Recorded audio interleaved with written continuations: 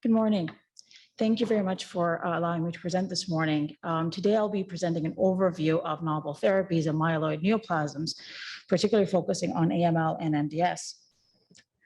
Over the past 5 decades, there has been significant improvement in the long-term survival of AML patients, with a 5-year overall survival rate improving from 13% to 55% in patients younger than 50 years of age, and from 8% to 17% in older patients. This improvement is based on a better understanding of the cytogenetic and molecular characteristics of AML and the development of targeted therapies. However, despite these improvements, patients with TP53 mutated AML have dismal prognosis, and these mutations remain therapeutically non-actionable. And therefore, I will focus the remaining of my talk on discussing the current progress made and the future directions in the treatment of patients with TP53 mutated AML and high-risk MDS. TP53 mutations are reported in 5 to 10% of patients with de novo AML. They're predominantly seen in patients with therapy-related AML and in patients with complex karyotype. They're more common in elderly patients, accounting for about 20% of cases. Most of these mutations are missense mutations that target hotspot codons that either directly disrupt the DNA binding domain of TP53 or cause conformational changes of the TP53 protein, impairing its function. Regardless of age, what we have seen is that patients with TP53 mutated AML have very poor prognosis, with a median overall survival of about 6 to 12 months across trials.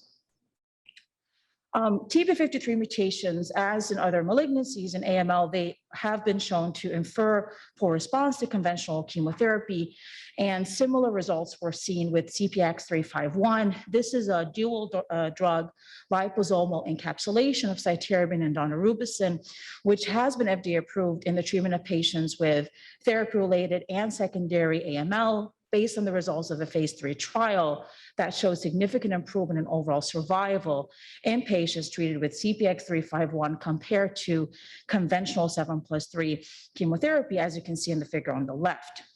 On the right, recent results from a post-hoc analysis of this trial showed that the survival benefit observed with CPX-351 in red was restricted to patients with wild-type TP53 mutated disease, represented by the dashed lines. Overall survival for patients with TP53 mutated AML remained equally poor, which is represented by the solid lines, and response or survival was poor irrespective of treatment arm, with a median overall survival of 5 months with both regimens. Hypomethylating agents, including azacitidine and decitabine, plus venetoclax, have become the new standard of care for the frontline treatment of patients with newly diagnosed AML unfit for intensive chemotherapy. And this is based on the results of the VIAL-A trial that showed significant improvement in overall survival in patients treated with aza-ven compared to aza monotherapy, as you can see in the upper right figure. Pooled analysis from all the phase 1b and 2 trials that were conducted using HMA plus ven therapies showed that although the remission rates with HMA plus ven in patients with TP53 mutated disease were high at 57%, overall survival of these patients compared to other mutations remained poor, with a median overall survival of approximately 6 months.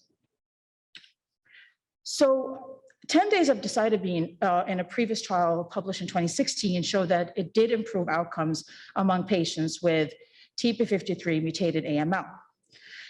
Recently, a phase 2 trial assessing DAC10 or 10 days of decitabine plus venetoclax showed that that combination is very effective in the frontline treatment of AML. So further analysis was done comparing DAC10 plus ven to DAC10 alone in TP53 mutated AML. And what they found was that the overall response rate in patients treated with DAC10 ven was higher than those with DAC10 alone of 66% versus 53%. In the upper right figure, overall survival was significantly worse, as expected, with TP53 mutant patients treated with DAC10 then compared to wild-type patients with a median overall survival of 5 versus 19 months.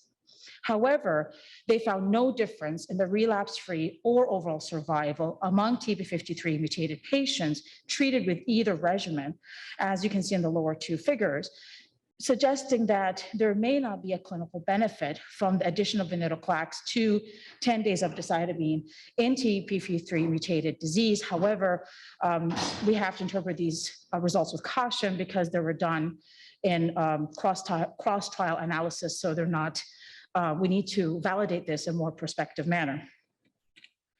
To assess whether allelic burden of mutant TP53 would have an impact on the response to frontline therapy, colleagues at MD Anderson conducted retrospective analysis of 202 patients with newly diagnosed TP53 mutated AML treated at their institution, and they analyzed their outcomes based on the allelic burden of mutant TP53 and the type of frontline therapy these patients received.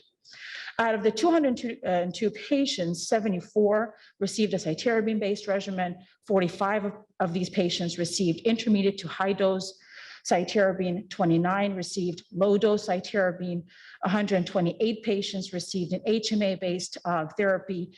95 did not receive venetoclax, and 33% of these patients received the HMA plus ven combination. What they found was that in patients with TP53 mutant variant allelic frequencies of 40% or less, these patients had higher responses with cytarabine-based regimens, whereas the response rates in patients with TP53 mutant allelic frequency above 40% were higher among those who received an HMA-based therapy. Among patients who received a cytarabine-based regimen, as you can see in the upper left figure, overall survival was significantly higher in patients with lower variant allelic frequency indicated by the blue line, whereas there was no difference in overall survival based on variant allelic frequency among HMA-treated patients. In subgroup analysis, there was significant improvement in the overall survival among patients with variant allelic frequencies of 40% or less, who received intense cytarabine-based regimens, which is represented by the blue line, with a median overall survival of 18 months in these patients. However, overall survival was universally poor in patients with variant allelic frequencies above 40%, regardless of treatment regimens. And based on these results, we only use intensive chemotherapy for patients who are, of course, fit and have a lower TP53 mutational burden. Overall outcomes of patients with high disease burden of mutant TP53 have very poor outcomes with all standard of care options, underscoring the need for novel agents. In vitro studies comparing patient samples from TP53 mutant versus wild-type AML and MDS showed that TP53 mutated patients had significantly higher PD-L1 expression in hematopoietic stem cells and a higher proportion of immunosuppressive Tregs compared to wild-type patients. This was also associated with upregulation of MYC in TP53 mutated patients, and this was due to the significant downregulation of MYC's negative regulator microRNA 34A, which is a TP53 transcript target. MYC overexpression in turn induces PD-L1 expression and promotes immune invasion, and collectively these results suggest that or show that TP53 mutant MDS and AML have an immunosuppressive phenotype that may benefit, and suggesting that they may potentially benefit from immune-based treatments. CD47 is a macrophage immune checkpoint highly expressed in AML and higher risk MDS. Upon binding to SIRP-alpha, which is its receptor on macrophages, it provides a do not eat me signal that inhibits macrophage-mediated tumor phagocytosis.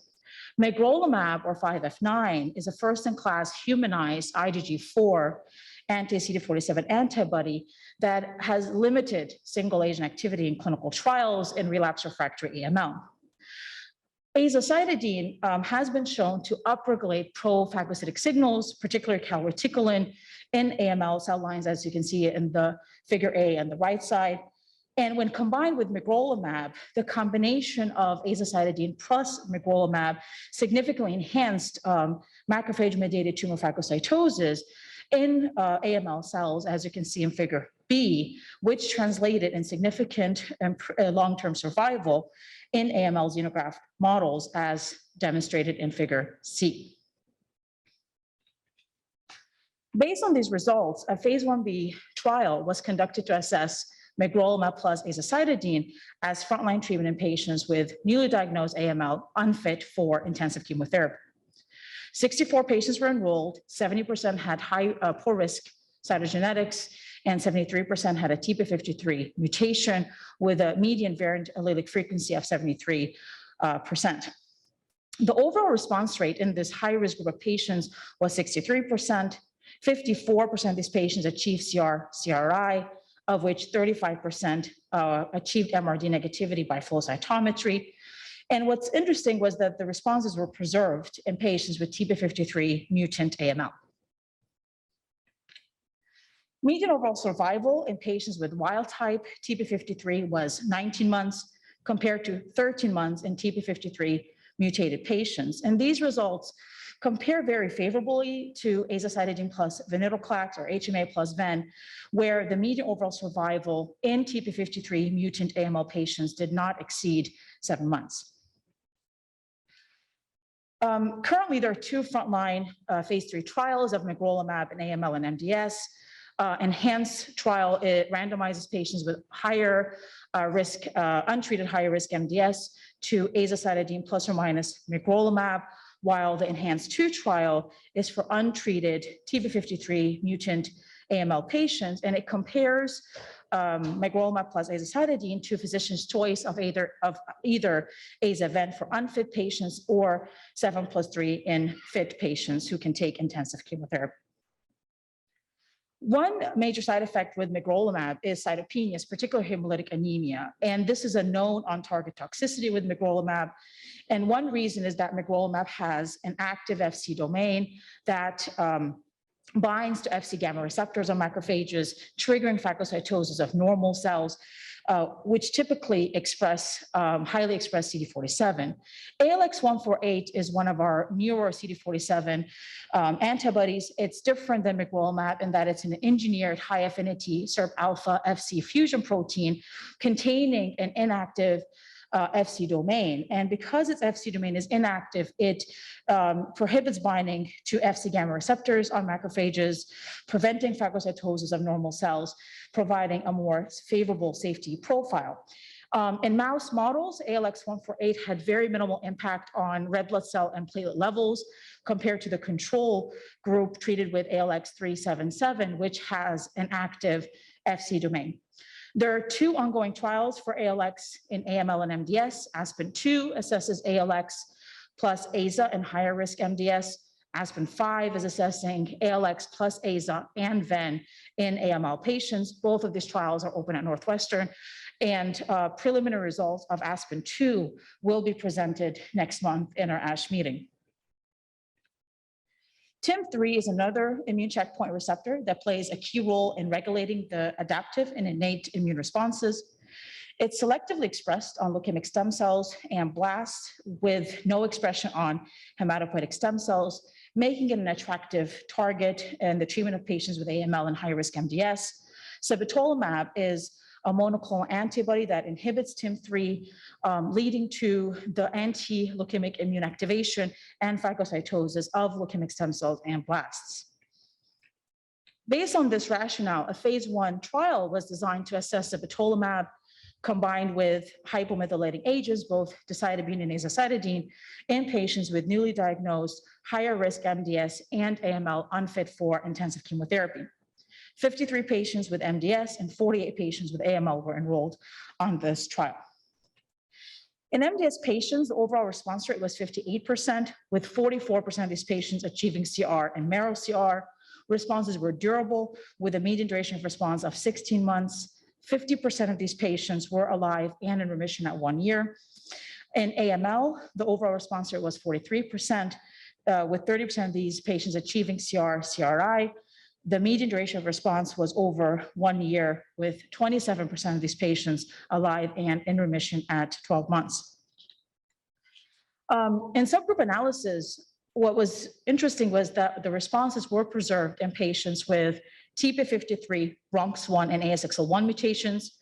In the MDS subgroup, the response rate among patients with TP53 mutation was 71%, with a median duration of response of 15 months. Again, comparing very favorable to historic data. However, these responses and these results need to be further validated in other studies, given the small number of patients enrolled to this phase 1 trial. And therefore, there's an ongoing phase 3 study comparing azacitidine plus sabatolimab to azacitidine alone in patients with higher risk MDS and CMML2, which we also are running here at Northwestern. Identifying drugs that can restore wild-type function of mutant TP53 has been an area of growing interest. APR-246 is a prodrug that that is spontaneously converted to its active metabolite. When that happens, this metabolite covalently binds to cysteine residues in mutant TP53, resulting in structural changes towards its wild-type conformation, restoring protein function. APR-246 also induces ferroptosis by depleting glutathione and inhibiting thioredoxin reductase, leading to accumulation of reactive oxygen species. Synergistic cytotoxicity was seen with APR-246 when combined with azacitidine in TP53 mutant MDS and AML primary patient samples, and also in xenograft models. Based on these encouraging preclinical results, a phase 1b/2 trial was conducted to assess APR-246 plus AZA in patients with TP53 mutant MDS and oligoblastic AML with 20 to 30% blasts. 55 patients were enrolled onto the study, 40 patients with MDS and 11 with AML. The majority of these patients were 65 years or older and had high-risk disease, including complex karyotype. The median variant allelic frequency for mutant TP53 was around 20%. The overall survival for the entire cohort was 71%, with 44% of these patients achieving complete remission and 38% of these patients clearing the TP53 mutation. Responses appear to be slightly higher in patients in MDS patients compared to AML patients, although the numbers are too small for any meaningful comparison. The median overall survival was 10.8 months, with overall survival almost doubled among responders versus non-responders.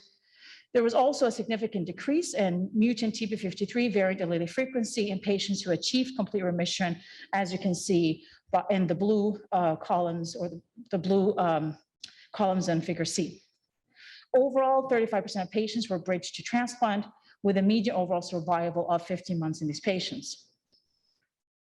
A similar trial of APR plus AZA was conducted in France. The first one I mentioned was the US trial. This is the European trial. The major difference of this trial was that it included AML patients with more than 30% blasts. However, overall, among patients with MDS and oligoblastic AML, the responses were very similar to the US trial. One notable finding in this study was that the outcome of patients, of AML patients with high blast percentage, was significantly worse than those with MDS and oligoblastic AML. Encouraging results from these two trials led to the randomized phase 3 trial assessing AZA with or without APR in patients with TP53 mutant MDS. Unfortunately, this trial failed to meet its primary endpoint of CR rate. There's currently an ongoing phase 1 trial of assessing APR-246 in combination with azacitidine and venetoclax in TP53 mutant AML, and we should be hearing preliminary results of this trial in our upcoming meeting, ASH meeting next month. As I previously mentioned, one of the ways that APR induces cell death is through the induction of ferroptosis. A recently published preclinical study showed that knockdown of GPX4 increased impairment of cell viability induced by APR246, suggesting that pharmacological activation of ferroptosis may enhance the anti-leukemic activity of APR246 in AML. We're currently collaborating with Chad Stackson's lab to assess the translational potential of ferroptosis induction in AML. Arsenic trioxide is another drug of interest in TP53 mutant myeloid malignancies. Arsenic trioxide is currently approved in the treatment of patients with APL, and combined with ATRA, it has drastically changed the landscape of APL therapy, converting it from one of the most fatal forms of AML to one of the most curable forms of AML.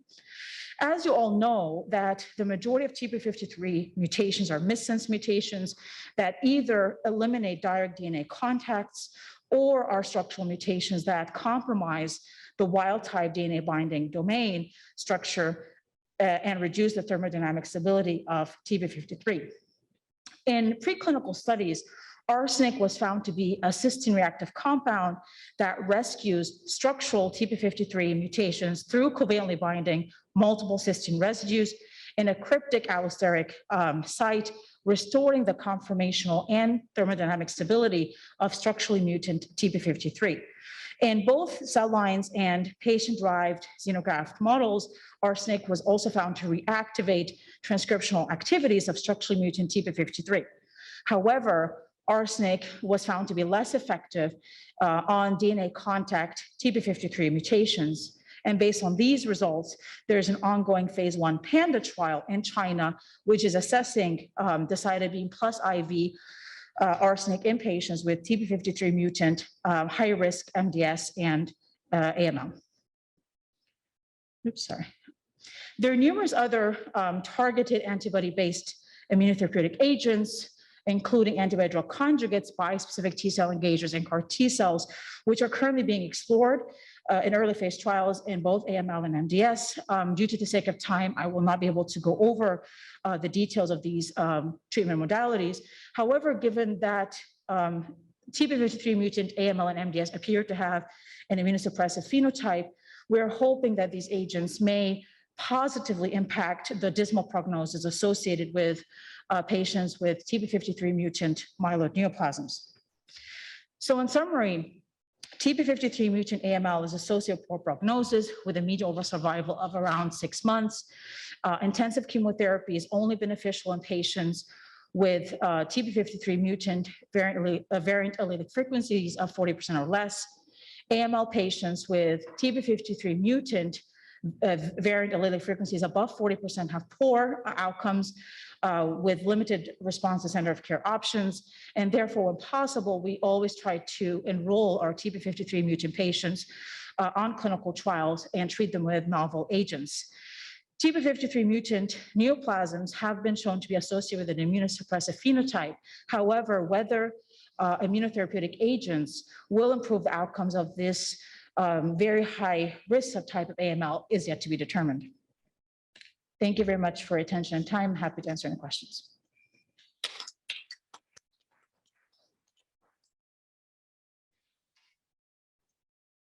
Question. Sure. Do P53 mutant cancers respond better to hypomethylating drugs than P53 wild type? We initially thought that, and WashU did present data in 2016 that they published in New England Journal that did show that longer, like as you said, 10 days of decitabine may have been better impact. But when they did analysis, again, it's not the best because they're comparing trials that are not the same, exactly matched patients. It didn't seem that alone that the impact survival in these patients is really has not exceeded 6 months across board, even with DAC10-VEN, which we thought would be beneficial. Unfortunately, it doesn't seem to be that way.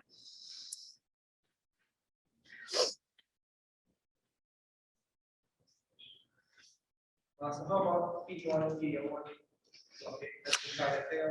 We tried it. That's a good question. We did try it. It has not been shown to be of much benefit, unfortunately. There are multiple trials that looked at Pembro, Nivo, and atezolizumab, and so far they have not shown the responses that we expected. What we have, the ones that are really showing much better responses, we don't understand why, is the CD47 and TIM3 antibodies, but yeah, unfortunately, we are trying to use, there has been data that looked at using PD-L1 as maintenance therapy, not really to treat, but more to maintain or try to keep them in remission. It looks promising, but again, we don't have randomized trials to support that.